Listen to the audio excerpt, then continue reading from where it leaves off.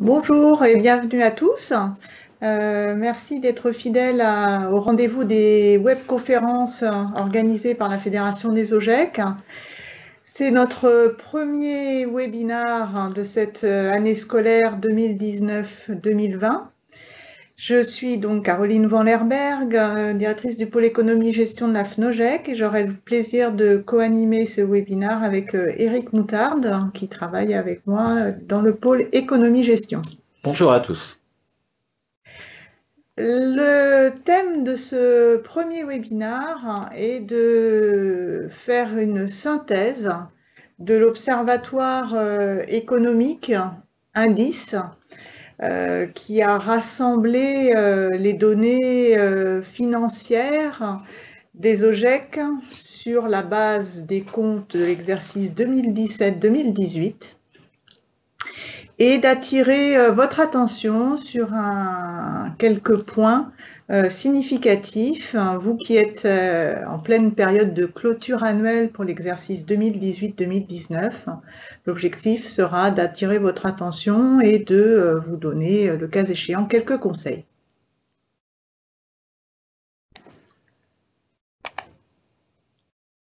Avant de vous présenter plus précisément les chiffres clés de l'Observatoire économique 2017-2018, nous souhaitons vous présenter quelques éléments de contexte. Dans quel environnement économique et réglementaire est-ce que l'ensemble des OGEC se trouve actuellement?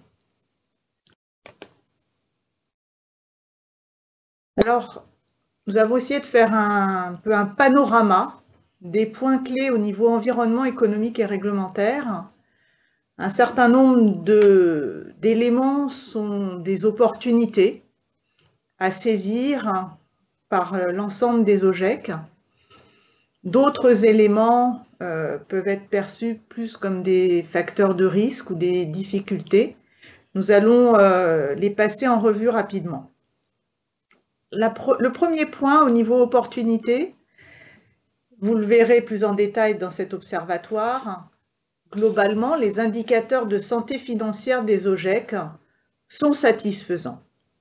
Les résultats globaux sont satisfaisants. Mais l'on verra qu'au-delà des résultats globaux, il y a quand même un certain nombre de disparités.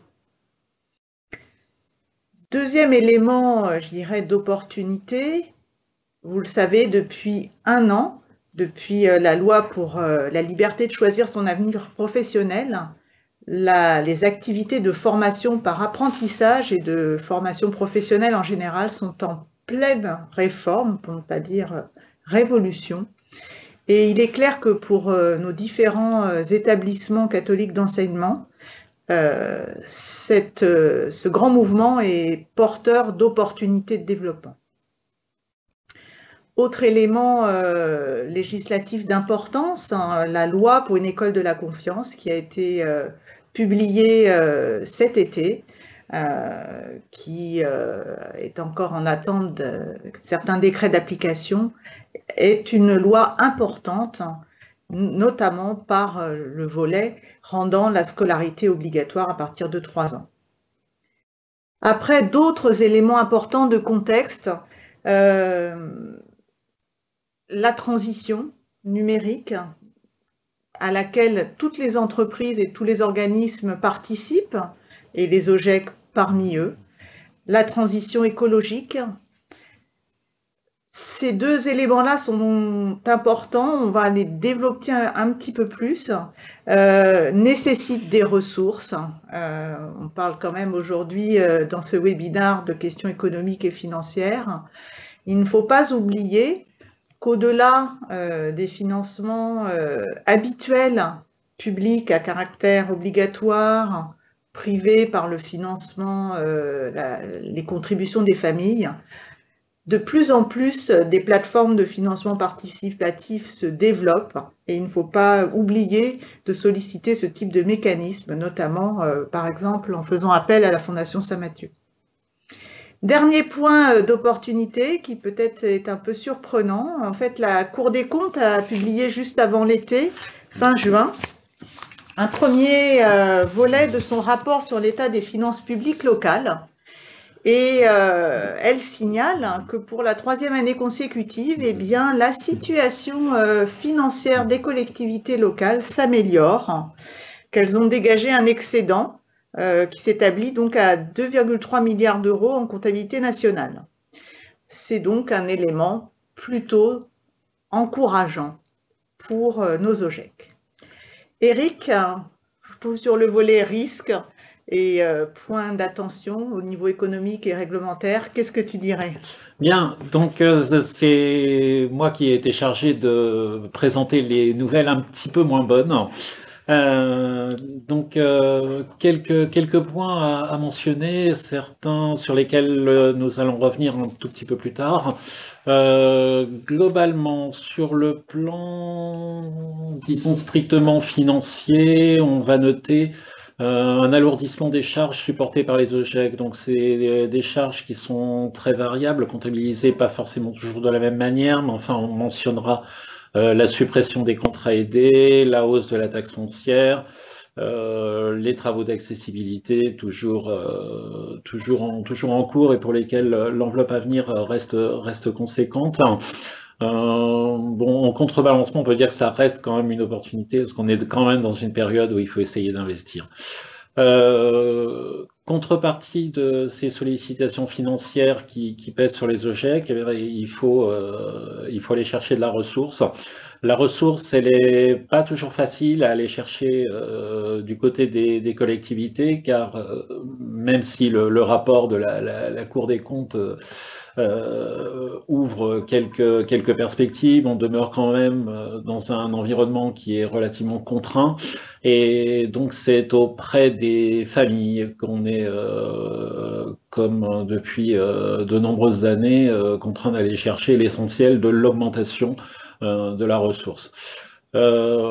Point d'importance sur lequel on va revenir un tout petit peu plus loin, c'est l'importance du nombre d'OGEC en difficulté. On ne peut pas parler d'une augmentation significative de ce nombre, mais on verra qu'il y a quand même une segmentation faite en termes de résultats et de fragilité ou de solidité financière des OGEC qu'il faut bien avoir à l'esprit. Et enfin, le dernier point, alors là, concerne plus l'environnement bancaire et financier. Donc, je pense que beaucoup d'entre vous doivent l'avoir vu au travers de la presse, mais on est dans un environnement financier qui est relativement incertain, avec une courbe de taux atypique, des taux longs négatifs. Certains établissements qui doivent se restructurer, une pression concurrentielle relativement forte. C'est un point d'attention pour nous. Ça ne veut pas forcément dire qu'il faut être frileux dans ses relations bancaires, mais ça veut dire en tout cas qu'il va falloir sécuriser, travailler, réfléchir à sa politique de placement. Donc ça, c'est quelque chose sur lequel on reviendra vers vous ultérieurement dans l'année.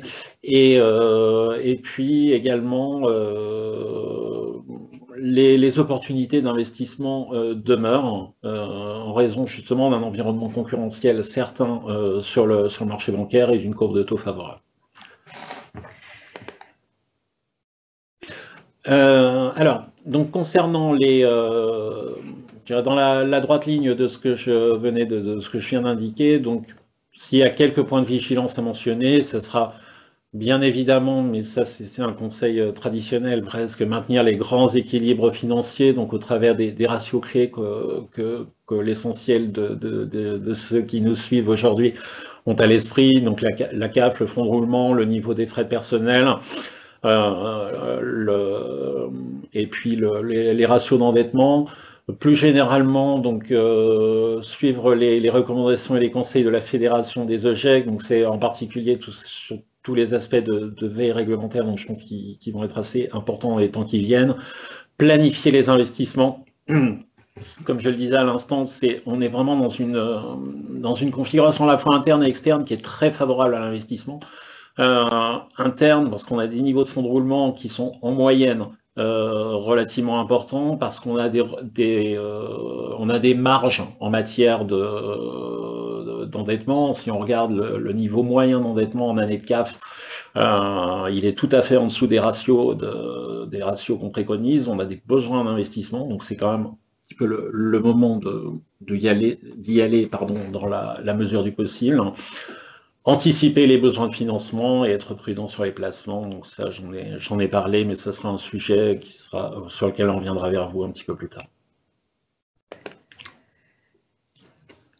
Pour revenir sur quelques points, je dirais, de ce contexte économique, réglementaire et des investissements à prévoir, à planifier et à démarrer ou à poursuivre, un petit point sur l'accessibilité des locaux.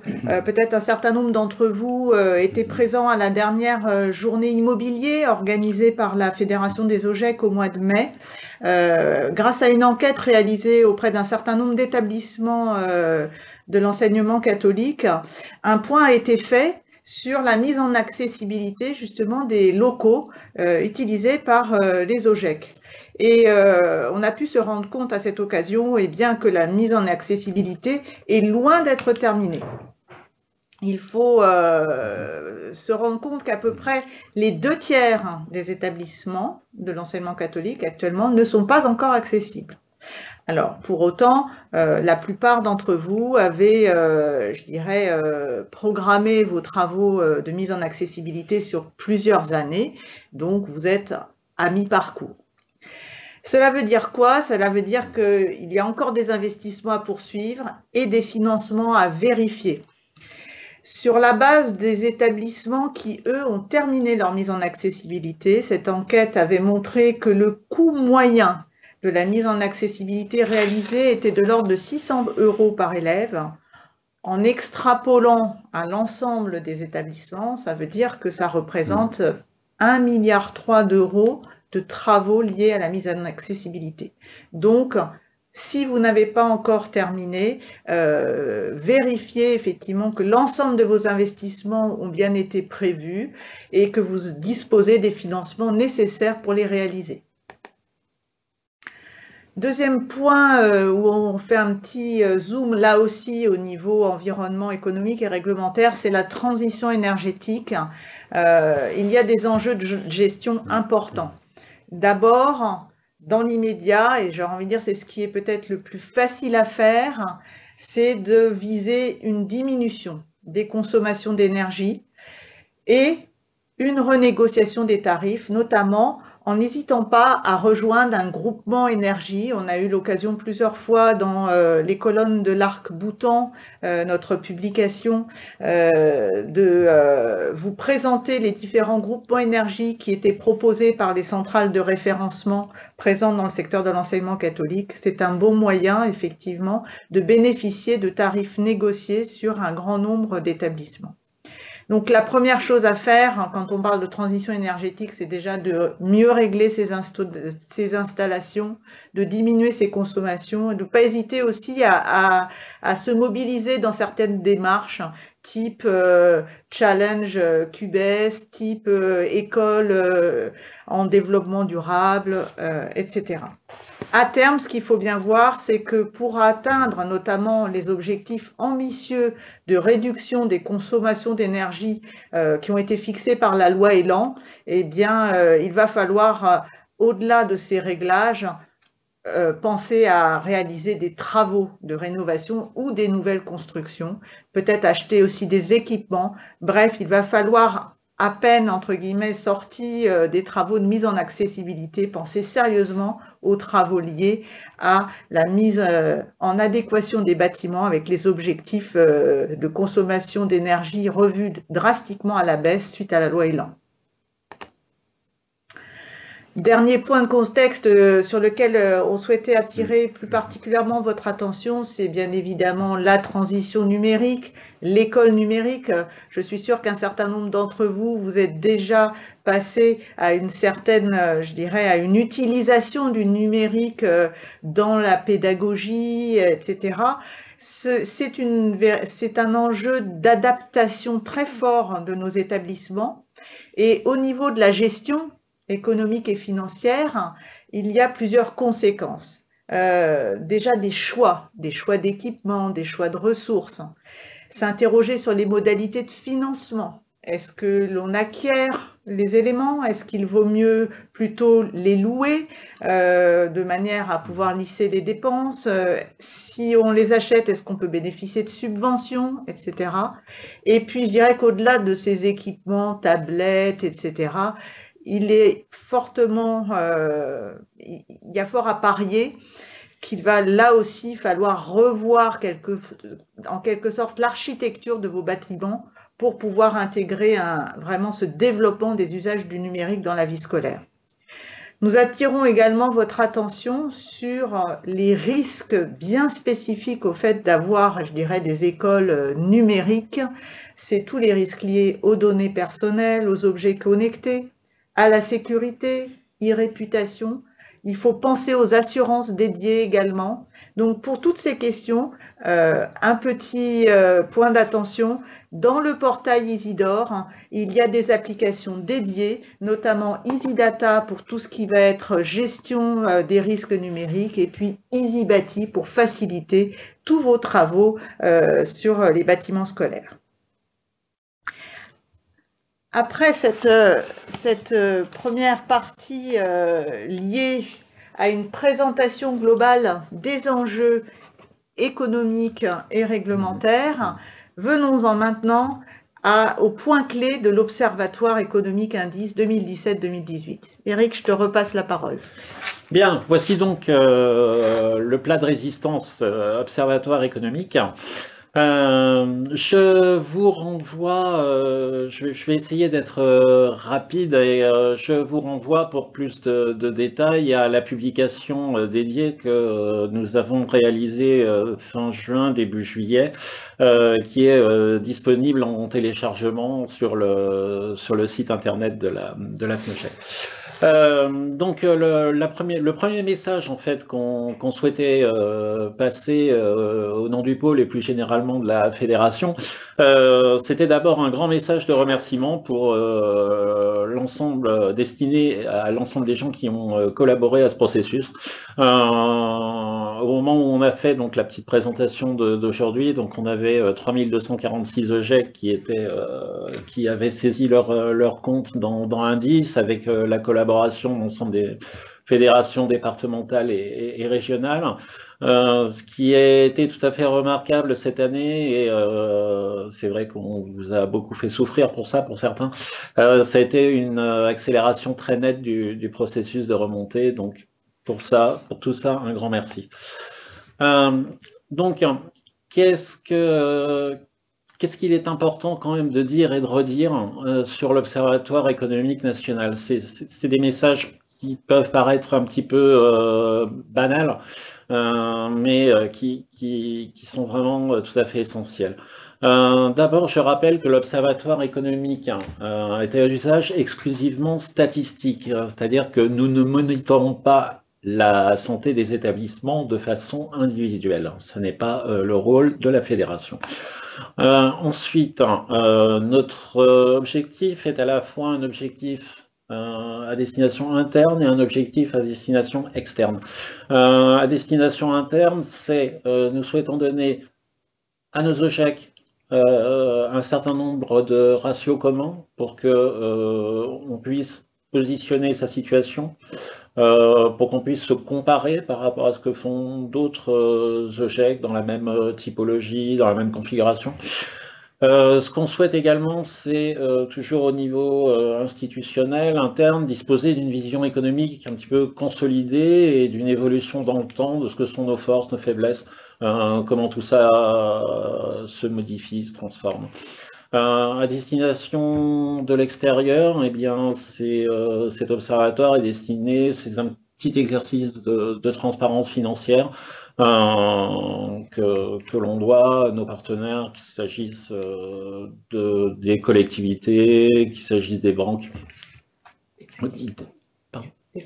des familles, enfin que voilà, c'est l'ensemble en fait des gens qui sont partie prenante au sein de la vie de nos établissements.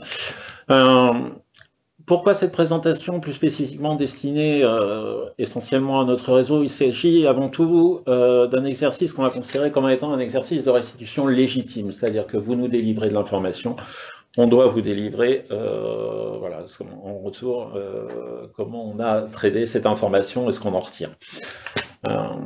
Voilà. Donc, si on regarde un petit peu la structure des établissements qui ont remonté leur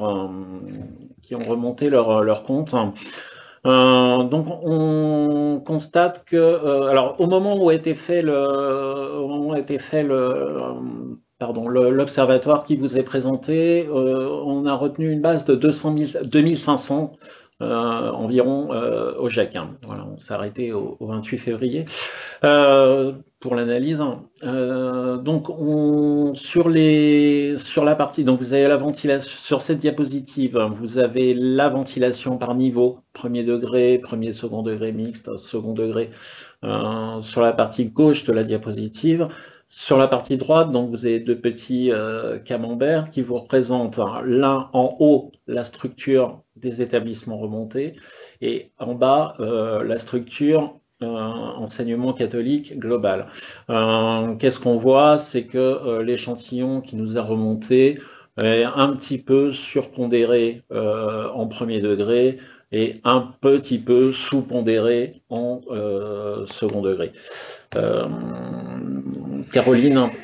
Alors, effectivement, donc ce que vient de dire Eric, on le voit peut-être de manière encore plus parlante sur ce graphique, puisque sur 3210 OGEC qui sont dans le premier degré seul, donc école isolée, c'est-à-dire non rattachée à un groupe scolaire, on a 68% de ces OGEC qui sont présents dans l'Observatoire économique national. Pour les établissements, les OGEC mixtes, premier, second degré, on en a 743 dans l'Observatoire sur 1150, donc un peu moins de 65%. Et pour les OGEC qui ont uniquement du second degré, on en a 335 dans l'Observatoire pour un total au niveau national de 673, donc à peu près 50%. Ce que je souhaite rappeler à ce niveau-là, c'est qu'il est très important que chaque OGEC se sente concerné par cette intégration de ces données comptables et extra-comptables dans l'Observatoire économique, parce que chaque OGEC compte pour contribuer à donner une image d'ensemble la plus complète et la plus réaliste possible, une image donc économique et financière de l'enseignement catholique. Parce qu'il faut bien savoir que plus on a un observatoire économique national complet, plus on va pouvoir au niveau national conduire des négociations dans l'intérêt des OGEC adaptés. Donc, un certain nombre d'éléments de négociation sont entre les mains de l'institution au niveau du secrétariat général de l'enseignement catholique. Un certain nombre d'autres éléments de négociation vont se situer au niveau de la branche, de l'enseignement privé à but non lucratif. Et donc, il faut bien voir que tous les établissements ont leur importance. Donc, j'appelle plus particulièrement les établissements du second degré, mais également tous ceux qui, jusqu'à présent, n'ont pas encore intégré cet observatoire national, à le faire à l'occasion de la remontée des données 2018-2019. Bien. Alors, en substance, quels sont les points à noter dans l'Observatoire 2017-2018? Donc, principalement, on note une augmentation des charges relativement significativement supérieure à l'inflation. Parallèlement, on note un tassement des ressources publiques. L'un plus l'autre entraîne une diminution de la CAF de 1 à 2 points selon la typologie d'établissement à laquelle on s'intéresse. Et on note également que pour la première fois depuis quelques années, mais c'est pas nécessairement une absolue mauvaise nouvelle, même si c'est lié à la baisse de la CAF. On a un niveau de fonds de roulement, alors le terme consolidation n'est pas forcément très heureux, mais en tout cas qui reste stable d'une année sur l'autre à un niveau moyen, mais à un niveau moyen relativement élevé.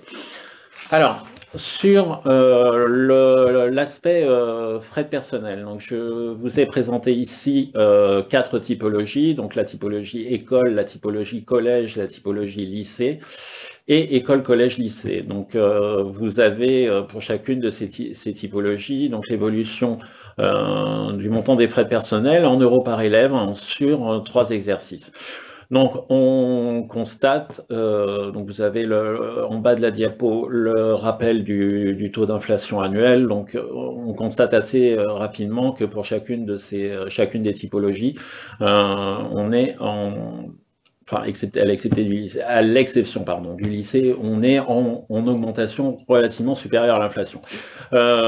Explication principale pour 70%, enfin sur l'exercice 2017-2018, pour 60 à 70% environ selon la typologie, la hausse des coûts de personnel est l'impact direct de la baisse des contrats aidés. Ça semble-t-il beaucoup mieux été anticipé en second degré qu'en premier degré. Enfin, anticipé ou moins subi en tout cas, ce qui explique l'évolution.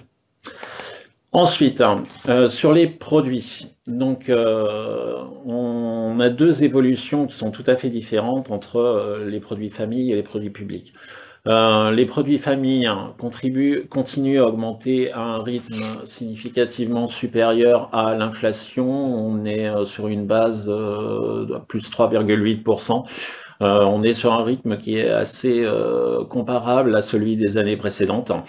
En revanche, pour ce qui est des participations publiques, donc là, pour la première fois, depuis longtemps, enfin à titre personnel, je ne l'avais encore jamais vu comme ça, on enregistre soit une stabilité, soit une baisse. On est plutôt sur une tendance qui est à la stabilité au niveau des forfaits communaux et départementaux. On est en baisse sur les forfaits régionaux. L'explication étant que les régions ont, de façon générale, relativement massivement investi dans les lycées publics, donc par ricochet, diminuer leur coût de l'élève. Notre financement étant assis sur le coût de l'élève du public, ça a entraîné mécaniquement une baisse du forfait.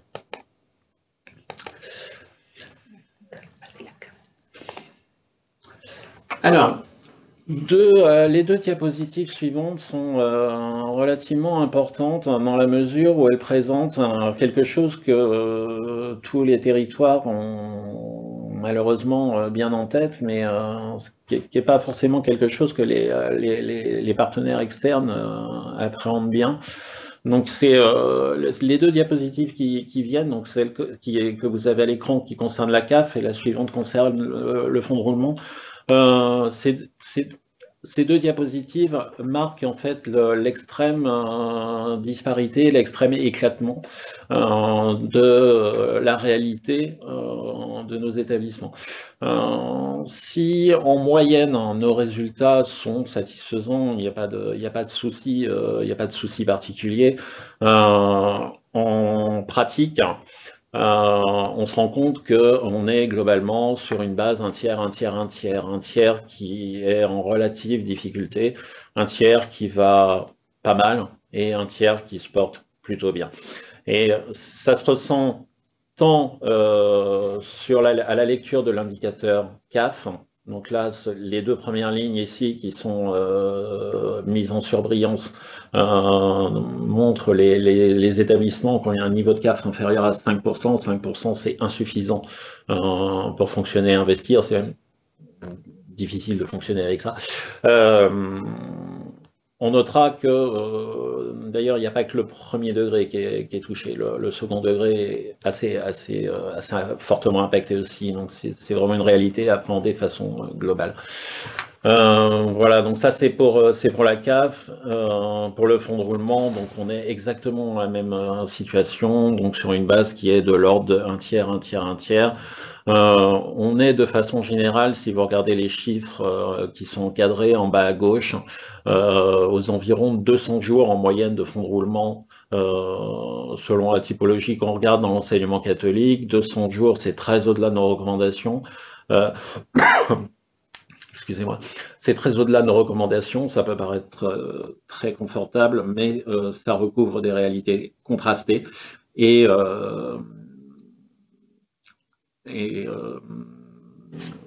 voilà. Pardon.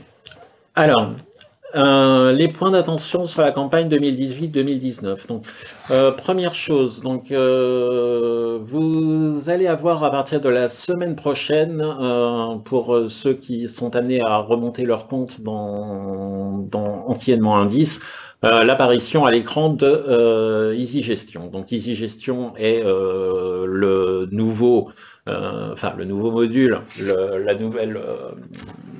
Celui qui va vous accompagner à partir de maintenant. Le fonctionnement est le même que l'outil Indice que vous avez pu connaître. Indice simplement devient à partir de maintenant un outil d'observation au niveau national et territorial, et EasyGestion sera l'outil dédié aux établissements. Pour le calendrier, donc Caroline. Alors, le calendrier d'arrêté des comptes 2018-2019, donc on l'avait, je dirais, publié déjà l'année dernière à la même période. On vous rappelle les grands moments clés de ce calendrier. Tous les OGEC donc sont susceptibles de clôturer leur compte au 31 août 2019, puisque cette période figure dans leur statut type. Les OGEC, de par leur statut, ont un exercice comptable calé sur l'année scolaire. D'ici le 15 novembre, il faut prévoir l'arrêté des comptes par le conseil d'administration de l'OGEC. Pourquoi cet arrêté au 15 novembre? De manière à pouvoir respecter l'obligation réglementaire de transmission des comptes avant le 30 novembre, c'est-à-dire dans les 3 mois qui suivent la clôture de l'exercice, à la direction départementale des finances publiques. Cette transmission des comptes est une obligation figurant au Code de l'éducation, elle n'est pas nouvelle. Elle se fait en utilisant les modèles qui sont disponibles en téléchargement sur le site de la FNOGEC dans le menu comptabilité-gestion, qui sont les modèles de tableaux, en fait 2 tableaux de synthèse de la gestion scolaire, le compte de fonctionnement et de résultats résumés et le compte de fonctionnement et de résultats analytiques. C'est ce deuxième document d'ailleurs qui est en fait le compte de résultats synthétique analytique, c'est-à-dire par secteur d'activité de l'OGEC, qui est vraiment le plus utile pour que la puissance publique qui finance par le biais des forfaits d'externat les activités sous contrat puisse avoir cette perception effectivement des produits et des charges par contrat, par secteur sous contrat. Voilà. Ce que l'on vous recommande, c'est d'intégrer vos données dans Indice, donc bientôt EasyGestion, de manière à pouvoir utiliser les graphiques, les tableaux de bord lors de la présentation des comptes au conseil d'administration. Ensuite, donc, une fois que cette étape importante est franchie, vient le rôle des fédérations départementales et régionales, des OGEC, donc UDOGEC, Eurogec, qui ont jusqu'à fin janvier 2020 pour valider les différentes remontées comptables et extra-comptables effectuées par les OGEC de leur territoire dans l'observatoire Indice. Ensuite, il va y avoir, côté OGEC, une date importante, ça va être d'approuver les comptes par l'Assemblée générale d'ici fin février 2020. Et puis, en parallèle, effectivement, au niveau national, tout un travail qui se met en marche, qui est justement d'analyser les résultats de l'Observatoire économique national indice, de préparer le rapport de branche pour la NAO. Et donc, l'objectif de pouvoir publier l'Observatoire indice dès le printemps, donc à partir du mois d'avril 2020. Je vois qu'on a eu une question justement là-dessus. Donc, l'obligation de remonter les comptes à la direction des finances publiques donc, est toujours là. Il faut utiliser les tableaux de synthèse qui ont été, je dirais, fixés depuis plusieurs dizaines d'années par la Fédération nationale des OGEC, des tableaux, encore une fois, dont les modèles sont téléchargeables sur notre site internet. Si vous avez besoin de vous remettre en mémoire la démarche analytique préconisée par la Fédération nationale des OGEC, vous trouverez également sur notre site internet une fiche pratique, toujours dans le menu comptabilité-gestion, qui s'appelle comptabilité analytique et analyse sectorielle et qui vous retrace l'ensemble de la démarche et qui vous permet d'être un guide si vous avez besoin de mettre en place ou de remettre à plat votre comptabilité analytique.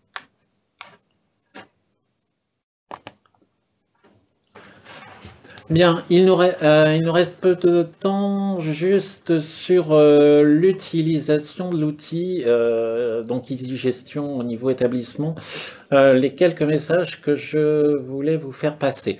Donc, la campagne 2018-2019 est ouverte. Qu'est-ce que j'entends par ouvert? Tout simplement, vous pouvez d'ores et déjà importer vos balances. Vous pouvez éditer vos tableaux de bord, vous pouvez les éditer de façon provisoire. C'est vraiment ce que je vous encourage à faire. Il est malheureusement un petit peu trop répandu dans l'esprit des gens que on ne peut rentrer dans l'indice que des données définitives. C'est faux, on peut procéder par écrasement, on peut faire un premier jet, voir où on se positionne, en faire un deuxième jet, jusqu'à la validation définitive. De toute façon, nous, on ne prend aucun dossier en compte tant qu'il n'a pas été validé localement. Donc, c'est un outil qui est à votre disposition, servez-vous-en. Tout ce qui est nécessaire à l'utilisation de l'outil est aujourd'hui disponible, que ce soit l'import des effectifs, les comparatifs par rapport aux mêmes typologies de l'année précédente. On a essayé de simplifier les modules de saisie extra-comptable. Donc, on a essayé de faire au mieux. Alors, quelques points d'attention. Alors, premier point d'attention, on a déjà eu l'occasion de communiquer depuis 2018 sur les nouvelles règles comptables qui vont bientôt être applicables dans l'ensemble du secteur non lucratif, puisque l'ANC, Autorité des normes comptables, a publié un nouveau règlement fin 2018 qui s'appliquera à partir pour les exercices ouverts à compter du 1er janvier 2020. Pour les OGEC, ça veut dire que ces nouvelles règles comptables, elles ne sont pas appliquées là pour la clôture 2019, elles seront appliquées dans un an. Pour la clôture, elles seront appliquées pour la clôture 2021, c'est-à-dire pour l'exercice 2020-2021. Donc, il faudra les mettre en œuvre dès l'ouverture du prochain exercice, 1er septembre 2020. On a eu l'occasion de communiquer, on reviendra dessus, cette nouvelle réglementation. Quand je dis qu'on a eu l'occasion de communiquer, notamment, il y avait eu un webinaire il y a presque un an, au mois de novembre, que j'avais eu le plaisir de co-animer avec l'ancienne chef de projet sur les travaux réglementaires à l'ANC et qui faisait un premier panorama des changements qui vont impacter les comptes des OGEC. Pourquoi j'en parle là? C'est pour dire d'une part que effectivement cette nouvelle réglementation comptable aura des incidences à la fois au niveau de la structure de votre bilan et au niveau de la formation du résultat. Et donc, il faudra faire attention lorsque l'on réalisera des analyses financières ou des analyses de gestion, puisqu'il y aura, je dirais, des changements impactants. On reviendra dessus et notamment comment faire pour pouvoir finalement analyser des choses comparables. Ce que j'avais eu l'occasion également de dire par le biais d'une actualité sur le site internet de la Fédération au mois de juillet, c'est qu'il ne faut pas appliquer cette nouvelle réglementation comptable par anticipation. Pourquoi? Parce qu'un certain nombre de changements de méthode nécessitent un travail préalable, et notamment de réunir un certain nombre de pièces justificatives qui vous permettront de mettre en œuvre les nouvelles règles. Je pense notamment au changement de traitement comptable des subventions d'investissement. Deuxième chose, si certains souhaitaient, je dirais, appliquer les règles par anticipation, eh bien, nous n'aurions plus des données homogènes lorsque l'on analyse, encore une fois, l'ensemble de la population des OGEC. Donc, pour ces deux raisons, vraiment, on a fait passer le message, cette nouvelle réglementation, elle s'appliquera dans un an. Par ailleurs, j'en profite pour rappeler que la nomenclature comptable de l'enseignement catholique sous contrat avec l'État, dont la version actuelle date de 2016, n'est pas une option. Elle fait partie, c'est le référentiel comptable pour les OGEC. Elle est écrite dans vos statuts.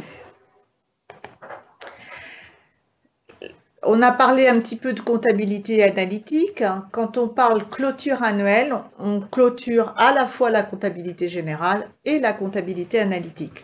La comptabilité analytique est vraiment un élément très utile pour les OGEC, qui permet d'analyser les coûts, les financements et les résultats pour chacune des activités qui sont réalisées au sein de l'OGEC. C'est-à-dire qu'au lieu de commenter uniquement, de présenter uniquement les résultats de la personne morale, l'association OGEC, vous avez la faculté d'analyser secteur d'activité par secteur d'activité ce qu'il en est. Je rappelle également que c'est une obligation réglementaire d'avoir une comptabilité analytique pour les OGEC, mais que c'est surtout un formidable outil d'analyse qui permet de prendre au niveau de la gouvernance les décisions de gestion appropriées. Dernier point, je vois que quelqu'un m'a posé la question, nous pose la question, vous paraît-il réaliste d'arrêter les comptes pour le 15 novembre? Effectivement, oui, ça me semble tout à fait possible de le faire. Je sais que ça n'est pas forcément facile, mais il y a un certain nombre de méthodes qui permettent, je dirais, d'accélérer la production des comptes annuels. Et justement, donc c'était le sens de cette dernière diapositive, c'était de vous dire que pour pouvoir respecter plus facilement le calendrier de clôture, eh bien, il ne faut pas oublier de vous former. Si jamais vous ne savez pas comment vous y prendre pour gagner du temps, rendez-vous notamment sur l'espace formation d'Opcalia, puisqu'il y a justement une formation dédiée à cette question qui s'appelle « Comment accélérer la production des comptes annuels dans les établissements d'enseignement privé ». Il y a des sessions ouvertes là sur la fin 2019. Je les ai vérifiées, j'en ai vérifié la présence avant de ce webinaire. Par ailleurs, n'hésitez pas à vous rapprocher de votre fédération départementale des OGEC, l'UDOGEC, parce qu'il est aussi possible d'organiser ce type d'intervention en réseau pour un groupe d'établissements d'une région donnée.